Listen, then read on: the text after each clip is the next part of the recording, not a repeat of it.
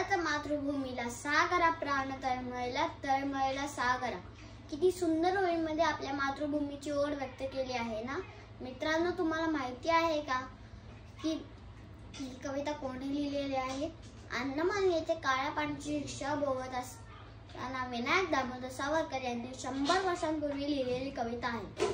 सावरकरांचा जन्म नाशिक येथे बहुर या ठिकाणी 28 मे 1883 रोजी झाला. सावरकर 9 वर्षांचे असताना त्यांना मातृशोक झाला. त्यामुळे त्यांचा सांभाळ त्यांच्या मोठ्या भावांच्या पत्नीने म्हणजे यशोवहिनींनी त्यांचा सांभाळ केला. सावरकर कुशाग्र बुद्धीचे होते आणि ते देशाच्या स्वातंत्र्यासाठी आग्रही होते. वयाच्या 13व्या वर्षी सावरकरांनी स्वतंत्रतेचे स्तोत्र रचले. चाफेकर बंधू यांच्या भाषणात त्यांनी स्वतःच्या कुलदेवतेसमोर शपथ घेतली.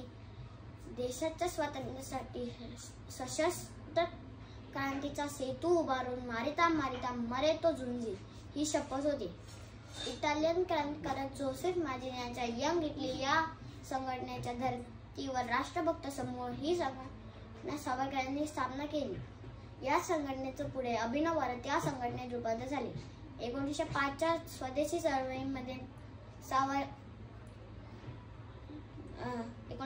स्वदेशी चळवळीमध्ये भाग घेत सावरकरांनी पुण्यात महाविद्यालयीन शिक्षण घेत असताना विदेशी कापडाची होळी केली आणि त्या काळी प्रतिष्ठित मानले जाणारे श्यामजी कृष्ण वर्मा यांनी देऊ केलेली शिवाजी शिष्यवृत्ती घेऊन सावरकरांनी लंडनला शिक्षण घ्यायला जावे असे स्वतः लोकमान्य टिळकांनी सुचवले होते.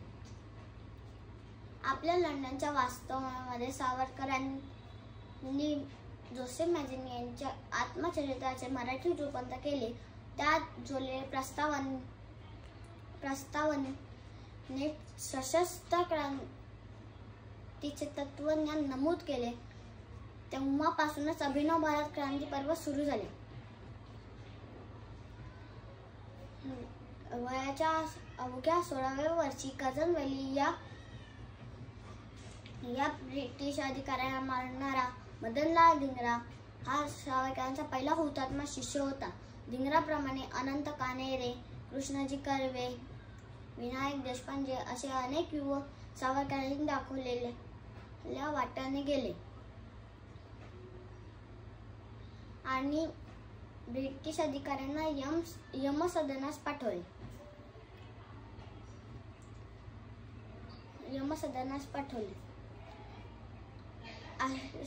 सावरकरांच्या अशा क्रांती कारवाया कंटाळून सावरकरांवर अटक घालून भारतात आणत असताना सावरकरांनी पाण्यात उडी टाकली आणि फ्रान्सच्या किनाऱ्यावर पोहोचले. पण तिथे पण त्यांची भाषा न कळल्यामुळे त्यांना परत अटक घालून भारतात आणलं आणि त्यांच्यावर खटला भरण्यात आला.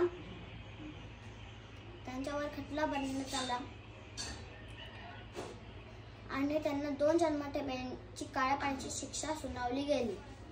तिकडे त्यांच्यावर खूप अत्याचार केले, जसं की त्यांना तेलाच्या गाण्याला झुंपलं, नारळाच्या काथ्याला पीठ करायला लावलं, असे अनेक अत्याचार सावरकरांवर केले गेले. तब्बल 11 वर्षे सावरकरांनी हा छळ सहन केला. तरी पण त्यांच्यातला सृजनशील कवी आणि बंडखोर नेता कार्यवत राहिला. काळ्या पाण्याची शिक्षा भोगत असताना त्यांनी अनेक ग्रंथ आणि कविता लिहिली. त्याच्यातल्या काही ग्रंथ आणि कविता प्रकाशित होण्याआधीच ब्रिटिशांनी जप्त केलेल्या आणि काही ग्रंथ त्यांच्या मित्रांनी सांभाळून ठेवलेला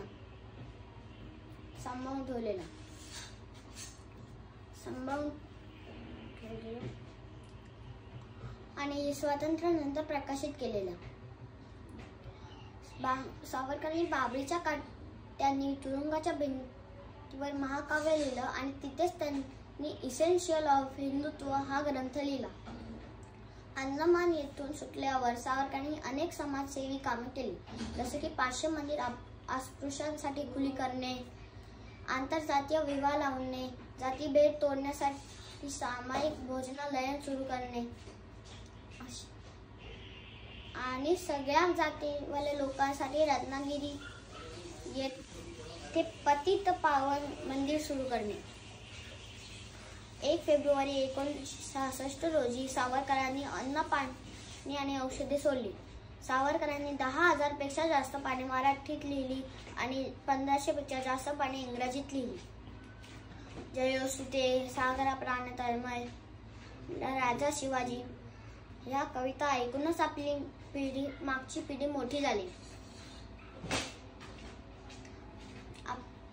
काळे पाणी हा ग्रंथ वाचताना सावरकरांच्या अंदमानाच्या वास्तव्याचे वर्णन वाचताना अंगावर काटा येतो. सावरकर एक चांगले नेते होते, चांगले कथाकार होते, चांगले नाटककार होते आणि चांगले कवी होते आणि तेवढेच ज्वलंत क्रांतीचे बंडखोर नेते होते. 26 फेब्रुवारी 1966 रोजी त्यांचा आत्मा अनंतात विलीन झाला. त्यांच्या पवित्र आत्म्यास वंदन करून मी माझे 2 शब्द संपवतो.